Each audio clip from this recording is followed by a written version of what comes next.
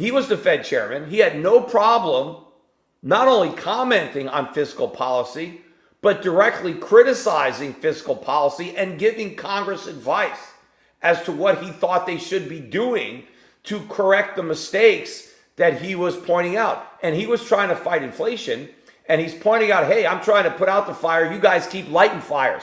Give me a little help here, right? That's what Powell is supposed to be doing. If he's supposed to be fighting inflation, he should be lecturing Congress to stop lighting the fires that he claims to be trying to put out.